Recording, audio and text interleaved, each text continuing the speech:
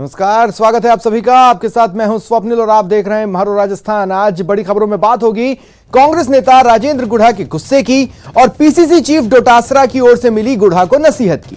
बात करेंगे शहर शहर सक्रिय हुए धमकी देने वाले गैंग की और बात गड्ढे में डूबकर काल के गाल में समाये 4 बच्चों की। और बात करेंगे इस्लामी पाठ पर पंगे की। बात होगी पुजारी को मिली धमकी की भी। राजस्थान में रिकॉर्ड तोड़ बारिश की भी खबरों से आपको रूबरू कराएंगे।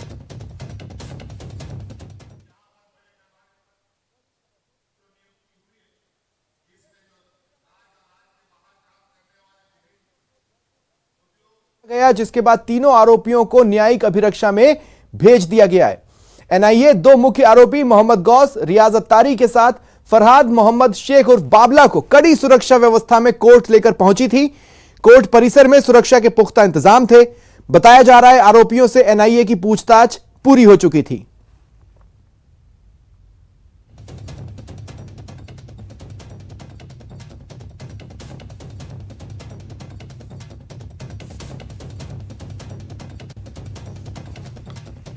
तो देखिए, आज कड़ी सुरक्षा व्यवस्था के बीच एनआईए कोर्ट में इन 3 आरोपियों को पेश किया गया। ये तीनों वही आरोपी हैं जिन्हें पिछली पेशी के दौरान पुलिस कस्टडी में एनआईए रिमांड पर सौंपा गया था। आज इन्हें दोबारा एनआईए कोर्ट में पेश किया गया और ये कहा गया कि पूछताछ अब लगभग पूरी हो चुकी है। अब कुछ खास जरूरत पूछताछ की है नहीं। ऐसे में इन तीनों को जुडिशियल कस्टडी में भेजा गया। कड़ी सुरक्षा व्यवस्था के बीच इनकी पेशी हुई और कड़ी सुरक्षा व्यवस्था के बीच ही इन्हें यहां से रवाना भी किया गया। इस बार भी पेशी के दौरान इनके चेहरे ढके हुए थे, यानी बापर्दा इनकी पेशी कोर्ट में हुई है। अगर कोर्ट के कक्ष की बात करें तो ज्यादा लोगों को एंट्री दी ही नहीं गई थी। वकील थे और कुछ अन्य चेहरे, इसके अलावा जज साहब। और कोर्ट में इनकी पेशी के बाद इन्हें न्यायिक अभिरक्षा में भेज दिया गया है। 2 मुख्य आरोपी मोहम्मद गौस, रियाज अत्तारी और इनके साथ ही फरहाद मोहम्मद शेख उर्फ बाबला को कोर्ट में लेकर टीम पहुंची और कड़ी सुरक्षा व्यवस्था के बीच ही इन्हें यहां से रवाना भी किया गया। मुख्य आरोपी गौस मोहम्मद, रियाज अत्तारी समेत फरहाद मोहम्मद शेख को इसके बाद कड़ी सुरक्षा के बीच में टीम अजमेर के लिए रवाना हुई। अजमेर की हाई सिक्योरिटी जेल इन तीनों को लाया गया। घूघरा स्थित हाई सिक्योरिटी जेल में उदयपुर हत्याकांड के 4 अन्य आरोपी भी बंद हैं।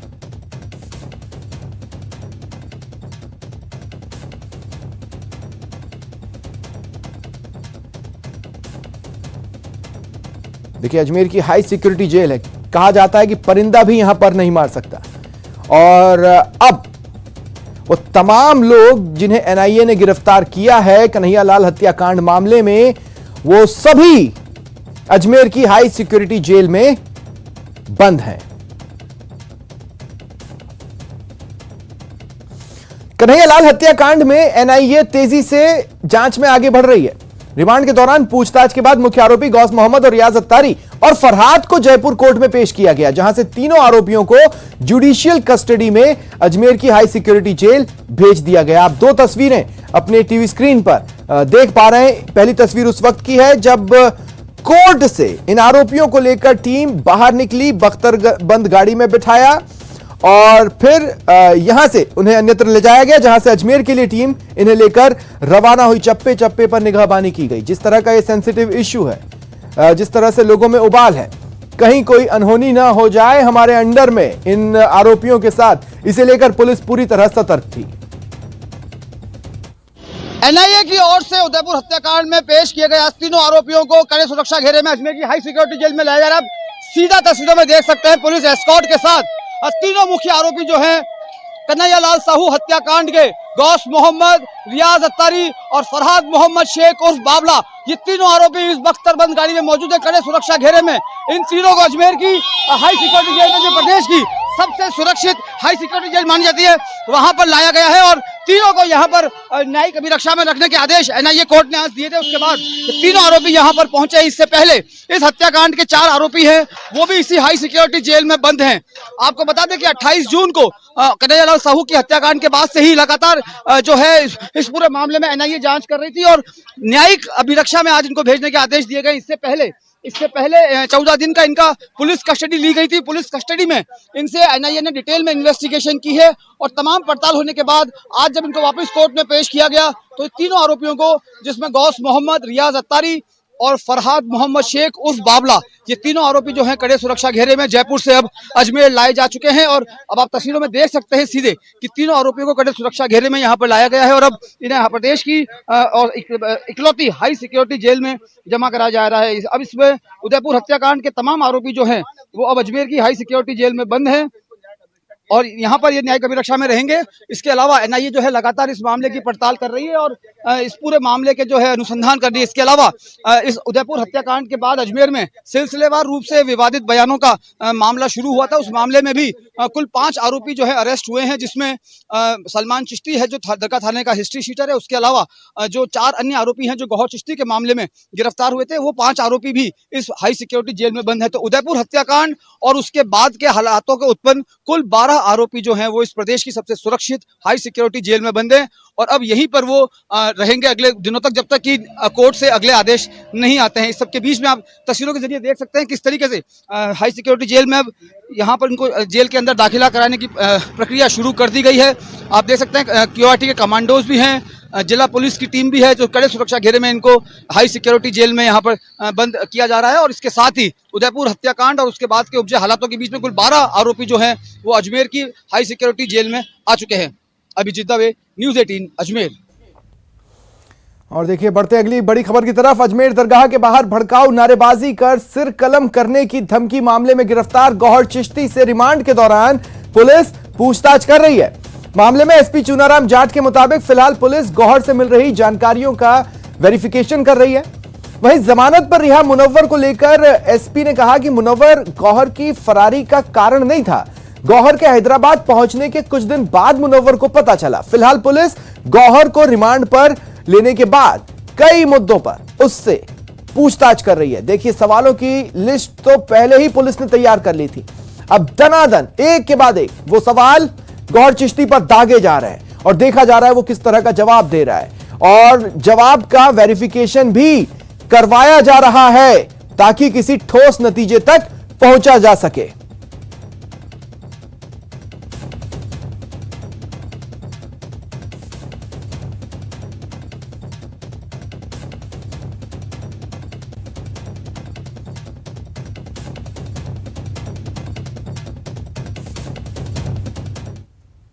बढ़ेंगे आगे। सर तन से जुदा गैंग का दुस्साहस बढ़ता जा रहा है और लोग खौफ में हैं। अब तो दहशत भरे संदेश विदेश से भी आने लगे हैं। ऐसे में सवाल है कि आखिर इस गैंग में कौन कौन शामिल है और आखिर इस दहशत फैलाने वाली गैंग पर लगाम कब लगेगी। सर तन से जुदा गैंग की वहशत, शहर शहर धमकी की दहशत, विदेशों में भी बैठे हैं इनके मददगार।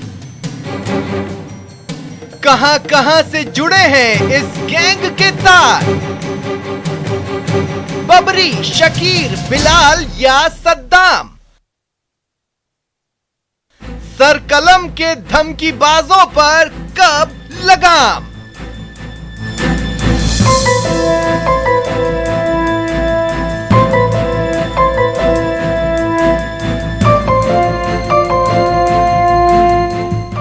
विदेश के नंबर से जब मैसेज मिला तो उसे थोड़ी हैरानी जरूर हुई, लेकिन जब मैसेज का मजमून पढ़ा तो उसके होश उड़ गए। मैसेज में सर तन से जुदा करने की धमकी दी गई थी। उदयपुर के धान मंडी इलाके के 2 व्यापारियों को सिर कलम करने का धमकी भरा मैसेज मिला। हेयर ड्रेसर की दुकान चलाने वाले नरेश को ये धमकी ईरान के किसी नंबर से मिली। वहीं एक कपड़ा कारोबारी को वॉइस मैसेज के जरिए ऐसी ही धमकी दी गई। धमकी की खबर मिलते ही दोनों कारोबारियों के घर की सुरक्षा बढ़ा दी गई है और साइबर सेल एक्टिव हो गया। इस तरह के जो केसेस और भी मिले हैं हम उसमें कार्रवाई कर रहे हैं और लोगों को भी जिन्होंने धमकियां दी हैं किसी और लोगों को भी, उनको भी हमने विक्टिम्स को आइडेंटिफाई करके और उन लोगों को अरेस्ट किया है। इस तरह के और इन केसेस में आगे प्रोग्रेस चल भी रही है और इनसे जो जो भी जुड़े हुए हैं वो लोग होंगे, हम उन सब तक पहुंचेंगे और उनके खिलाफ कार्रवाई करेंगे। धमकी सिर्फ उदयपुर के कारोबारियों को दी गई हो ऐसी बात नहीं है। सर तन से जुदा गैंग ने भीलवाड़ा के 2 लोगों को भी ऐसी धमकी देकर दहशत फैलाने की कोशिश की। एक खास व्हाट्सएप स्टेटस लगाने पर जीजा साले को जान से मारने की धमकी दी गई। इस घटना के बाद पूरा परिवार खौफ में है। गलती से स्टेटस पे नपुर शर्मा के नाम का वो स्टेटस डाल दिया था, तो उसकी धमकी भरे फोन आने लग गए। फिर हमने माफ़ी भी मांगी और इसने भी माफ़ी मांगी, पर इसको ख़त्म करने की धमकियाँ दे दी, तेरा धड़ शरीर से अलग कर देंगे, अन्यथा इसके जीजू को भी ये धमकियाँ मिली। जैसे कि मैंने नपुर शर्मा वाला पोस्ट था जो गलती से व्हाट्सएप पे लग गया था स्टेटस पे, तो अगले का फ़ोन आया था 2-3 जनों का। वो बोले तू कहाँ पे है अभी, तो मैंने बोला भिलवाड़ा हूँ मैं। तो वो बोले तू पोटला, बल्कि तुझे सर तन से जुदा कर देंगे तेरा। पुलिस का दावा है कि जीजा साले को धमकी देने के आरोप में 5 लोगों को गिरफ्तार कर जेल भेजा गया है और मुख्य आरोपी की तलाश जारी है। नपुर शर्मा का स्टेटस लगाने की बात को लेके समुदाय विशेष के लोगों द्वारा आयुष सोनी को जान से मारने की धमकी दी गई, जिस पे वीडियो आने पर पुलिस ने त्वरित कार्रवाई करते हुए 5 लोगों को शांति भंग के आरोप में गिरफ्तार कर न्यायिक परीक्षा में भिजवाए गए हैं। समुदाय विशेष के लोगों के खिलाफ FIR पृथक से दर्ज की कर विधि संगत कार्रवाई की जा रही है। इस घटना के विरोध में हिंदू संगठनों ने भीलवाड़ा के पोटला कस्बे में बंद बुलाया और आरोपियों के खिलाफ सख्त कार्रवाई के लिए SDM को ज्ञापन सौंपा।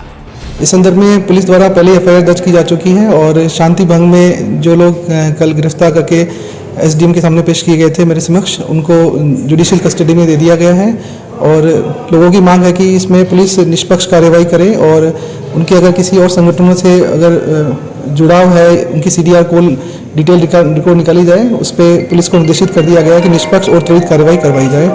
इधर झुंझुनू के कुहाड़वास में भी एक चाय वाले को सद्दाम नाम के युवक ने कन्हैया लाल जैसी हालत करने की धमकी दी।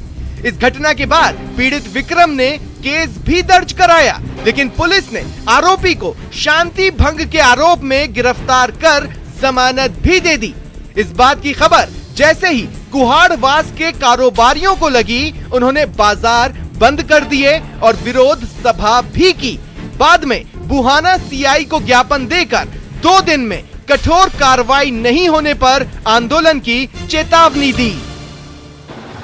कुहाड़वास में झाड़ू डाके सद्दाम ने विक्रम की दुकान पर आकर उदयपुर में हुई घटना कन्हैयालाल जैसी घटना दोहराने की धमकी दी। इस विषय पर गांव वालों ने मिलकर के एप्लीकेशन दी थाने में। थानेदार द्वारा कोई निश्चित एक्शन नहीं लेने के विरोध में आज कुहाड़वास में सभी लोग इकट्ठा हुए हैं। CI महेंद्र जी को बुलाकर यहाँ पर बताया गया कि 2 दिन के अंदर अंदर इसके ऊपर कार्रवाई की जाए। जिन हिंदू लड़कों के खिलाफ झूठा परिवाद दिया गया है उसको कैंसिल किया जाए और उनको परेशान नहीं किया जाए। उदयपुर में कन्हैया लाल के साथ जो बर्बरता हुई और फिर उस केस की जांच में जो भी बातें सामने आ रही है वो वाकई बेहद ही खौफनाक है। ऐसे में सर तन से जुदा की धमकियों को सिर्फ दहशत फैलाने की कोशिश समझना बहुत बड़ी भूल होगी। पुलिस को चाहिए कि दहशत भरे धमकी भेजने वालों की तलाश कर उनके खिलाफ कड़ी कार्रवाई करें। Bureau report, news 18 Rajasthan.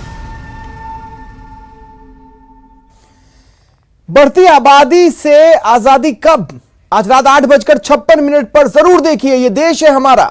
जनता के बीच सबसे बड़ी बहस, आबादी ज्यादा किसका फायदा? क्या आपको लगता नहीं है डिसबैलेंस ऑफ द पॉपुलेशन अगर होगा तो दोबारा हिंदुस्तान में कश्मीर? माननीय मोदी जी, माननीय योगी जी और मोहन भागवत जी का मकसद कभी भी जनसंख्या नियंत्रण रहा ही नहीं है। जहां बढ़ी इनकी आबादी वहां तय है बर्बादी। 2014 से मोदी जी बिल ही तो ला रहे हैं, बार बार सब बिल लाकर बाहर निकल आते हैं। केरला के मुसलमानों की प्रजनन दर उत्तर प्रदेश के सवर्ण हिंदुओं के प्रजनन दर से काफी कम है। लेकिन आप क्या कह रहे हैं, गिरनी बढ़ाना? अगर गर्दनें कटेंगी तो गर्मी भी बढ़ेगी। एक हिंदुस्तानी मुसलमान बताइए जिसकी नागरिकता चली गई, उसका आप नाम ले लेंगे, मैं एंकरिंग छोड़ दूंगा। क्या पड़ा है भाई? कितने लोगों को नागरिकता दी, इसका जवाब किसकी गई बताइए ना। अरे दी तो फिर अब तो वही बोल रहे थे, अमित शाह बोल रहे थे।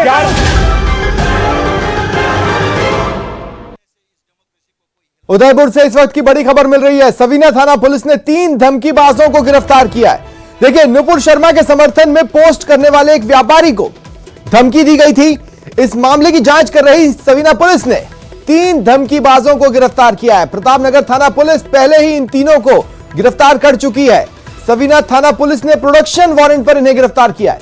शाहिद नवाज खान, मुत्तलिब अली, गुफरान इनके नाम हैं जिन्हें गिरफ्तार किया गया, जिन पर आरोप है धमकी देने का। उदयपुर से ये इस वक्त की बड़ी खबर आपको बता रहे हैं। देखिए, नुपुर शर्मा के समर्थन में एक व्यापारी ने पोस्ट की थी, जिसके बाद उन्हें धमकी मिली थी। इस धमकी मामले की जांच कर रही सवीना थाना पुलिस ने 3 धमकीबाजों को गिरफ्तार किया है। यहां यह भी जान लीजिए कि प्रतापनगर थाना पुलिस पहले इन तीनों को गिरफ्तार कर चुकी थी। ऐसे में सवीना थाना पुलिस ने प्रोडक्शन वारंट पर इन्हें गिरफ्तार किया है। ज्यादा जानकारी के लिए बात करते हैं सहयोगी कपिल से। कपिल, क्या जानकारी है? देखिए, जो नुपुर शर्मा के समर्थन में जिन लोगों द्वारा पोस्ट की गई थी, उन्हें धमकियां देने के मामले अब लगातार सामने आ रहे हैं। कन्हैयालाल हत्याकांड से पहले ये धमकियां दी गई थी, लेकिन मामले ये जो घटना घटी थी उसके बाद में सामने आए और इस मामले में पुलिस लगातार कार्रवाई कर रही है। प्रतापनगर इलाके में एक युवक को धमकी देने के मामले में 4 जनों को गिरफ्तार किया था। उन 4 में से 3 युवक ऐसे थे जिन्होंने दूसरी जगह भी धमकी दी थी। सवीना इलाके में भी एक व्यापारी को धमकी दी थी और उस मामले में जो प्रतापनगर में गिरफ्तार हुए थे उसी में से शाहिद नवाज खान, मुत्तलिब अली और गुरफान, ये 3 ऐसे युवक थे जिन्होंने सवीना इलाके में भी उनके द्वारा धमकी दी गई थी। तो ऐसे में सवीना पुलिस ने आज प्रोडक्शन वारंट के तहत इन तीनों को गिरफ्तार किया है। अब इनसे व्यापारी को धमकी देने के मामले में पूछताछ की जाएगी। जी, तो कुल मिलाकर अब इन लोगों पर 2 अलग अलग लोगों को धमकी देने का आरोप है। बिल्कुल, देखिए, इन पर 2 अलग अलग लोगों को, एक प्रतापनगर इलाके के युवक को धमकी देने का आरोप है जिस मामले में जुडिशियल कस्टडी में भेज दिए गए थे। उसके बाद में अब इन पर एक व्यापारी जो कि हिरणमगर सेक्टर 11 इलाके में रहने वाला है, उस पर जो सवीना थाना क्षेत्र में आता है उस पर भी उसे भी धमकी देने का इन पर आरोप है। उसी मामले में सवीना पुलिस ने प्रोडक्शन वारंट पर इन्हें गिरफ्तार किया है। जी, इन तीनों के बारे में पता चल पा रहा है कौन है, इनका बैकग्राउंड क्या है?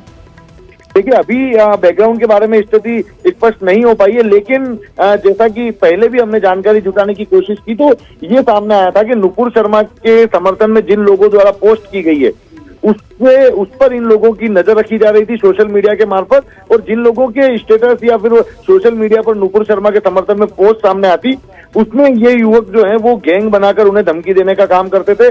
जैसा कि ये 3 युवक जो पहले प्रतापनगर में गिरफ्तार हुए थे, अब सवीना पुलिस ने गिरफ्तार किए। इसमें अब पुलिस की तफ्तीश इस ओर भी आगे बढ़ेगी कि एक बाबला नाम का युवक पहले कन्हैयालाल हत्याकांड मामले में गिरफ्तार हुआ था, जिसकी गुर्गों की अपनी एक गैंग बताई जाती थी। तो कहीं इसका इन युवकों का बाबला से कोई संबंध तो नहीं है, या फिर उसके गुर्गों द्वारा धमकी देने की बातें पहले सामने आ रही थी, तो ये उसमें शामिल तो नहीं है। ये पूछताछ के दौरान स्पष्ट करने की कोशिश की जाएगी। जी, चलिए, शुक्रिया तमाम जानकारी के लिए।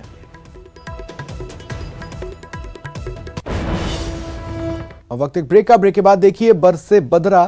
राजस्थान के कई जिलों में आज भी झमाझम बारिश हुई। चलिए कुछ तस्वीरें दिखाते हैं आपके टेलीविजन स्क्रीन पर। 3 तस्वीरें। अब पहली झुंझुनू की। तेज बारिश के बाद निचले इलाकों में पानी भर गया, लोगों को आवागमन में दिक्कतें हुई। दूसरी करौली की। झमाझम बारिश के बाद मौसम सुहाना हुआ, किसानों के साथ आम लोगों ने उमस भरी गर्मी से राहत की सांस ली। तीसरी तस्वीर दौसा की। मूसलाधार बारिश ने नगर परिषद के दावों वादों की पोल खोल दी। नालों की सफाई नहीं होने के कारण सड़कों पर पानी ही पानी है।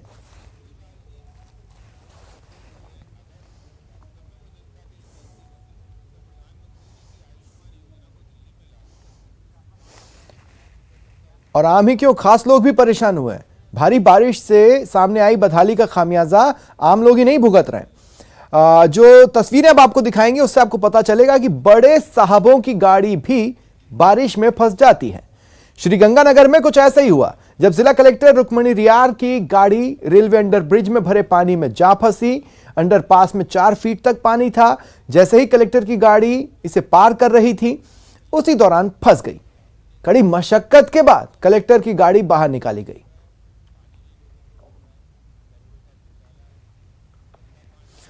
श्रीगंगानगर में 36 घंटे बाद आसमानी आफत से राहत मिलती दिख रही है। जल भराव से निपटने के लिए सेना तक बुलानी पड़ी, तब राहत की सांस आई। शहर के गौशाला रोड, रविंद्र पथ, राधेश्याम कोठी रोड, चांडक रोड, सुखाड़िया मार्ग के साथ कई पुराने इलाकों में मुश्किलों का सामना करना पड़ा है।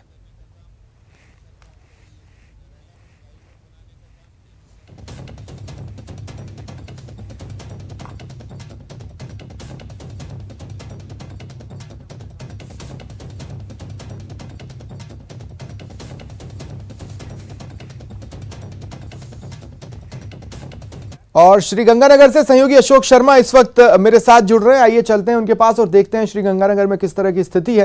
हालांकि तस्वीरों में अशोक अब नजर आने लगा है, लेकिन पीछे की अगर आप तस्वीरें और दिखा पाएं, ये स्थिति तब है जब सेना ने अच्छी खासी राहत दे दी है। अगर सेना नहीं होती तो ये राहत भी नसीब नहीं होती।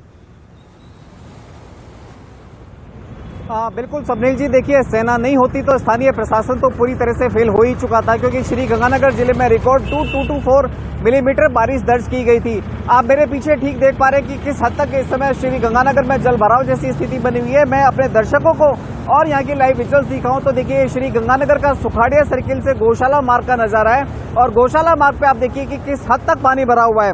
सबसे दुखद बात यह है कि इस समय दोपहर 12 बजे के बाद एक बार फिर से श्रीगंगानगर जिले में बारिश का दौर शुरू हो चुका है। रिमझिम बारिश हो रही है इस समय, और ये सबसे बड़ा एक झटका देने वाली खबर है स्थानीय प्रशासन के साथ। बात ये भी है कि देखिए देखने में ये पॉश इलाका भी लग रहा है और प्रमुख इलाकों में से एक लग रहा है। अगर वहां ये स्थिति तो समझा जा सकता है कि फिर अंदरूनी इलाकों में तो न जाने क्या स्थिति होगी। बिल्कुल स्वप्निल जी, देखिए अंदरूनी इलाकों में भी बहुत अच्छे हालात नहीं है। हालांकि सेना की मदद से स्थानीय प्रशासन के द्वारा काफी हद तक, खासतौर से जो रेजिडेंशियल एरिया है उसमें 50% एरियाज के अंदर तो थोड़ी राहत मिल गई है। लेकिन सूरतगढ़ बाईपास से बीरबल चौक, सुखाड़िया सर्किल, शिव चौक और कोड़ा चौक तक के जो हालात हैं वो हम अपने दर्शकों को लाइव दिखा रहे हैं। मैं एक बार फिर से पिक्चर्स दिखाऊंगा कि देखिए ये बीरबल चौक से परशुराम चौक होते हुए सुखाड़िया सर्किल की तरफ आने का नजारा है, और आप ये देखिए कि किस हद तक यहाँ पर पानी भरा हुआ है। एक साइड नहीं, दोनों साइड नहीं, दोनों ही जगह पानी भरा होने की वजह से श्रीगंगानगर वासियों को खासी परेशानी हो रही है। मौसम विभाग ने भी एक बार फिर से श्रीगंगानगर सहित बीकानेर संभाग के अंदर तेज बारिश होने की संभावना जताई है, और यदि कहीं आज रात को यदि बारिश होती है तो ये मान सकते हैं कि श्रीगंगानगर की हालत बद से बदतर हो जाएगी। जी स्वप्निल जी। बिल्कुल, और जैसा कि मैं देख रहा हूं अशोक, आपके आसपास से लोग निकल रहे हैं। हो सकता है वो सुबह यहां से गुजरे हों और शाम को फिर यहां से निकल रहे हों। अगर आप उनमें से किसी से भी बात कर पाएं तो बस इतना ही जानना है कि भाई सुबह से शाम तक में क्या अंतर देखा।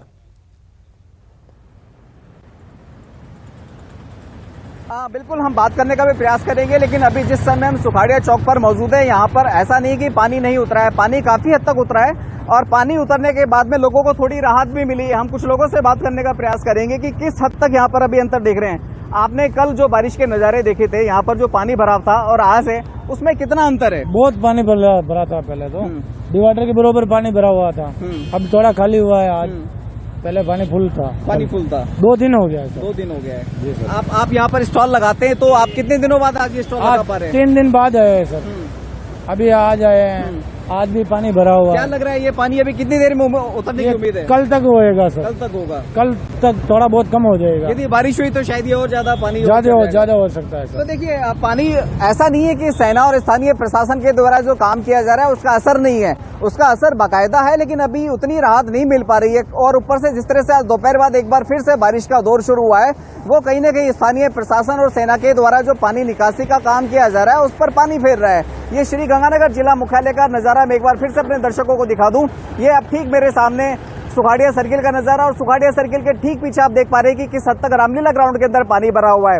कमोबेश यही स्थिति है इस समय स्वप्निल जी। आज दोपहर बाद हालांकि श्रीगंगानगर जिला मुख्यालय पर उतनी तेज बारिश नहीं हुई, लेकिन सादुल शहर और रायसी नगर क्षेत्र में जिस काफी तेज बारिश हुई, यदि वो बारिश श्रीगंगानगर जिला मुख्यालय पर होती तो निश्चित तौर पर श्रीगंगाननगर के हालात संभालना बड़ा मुश्किल होता।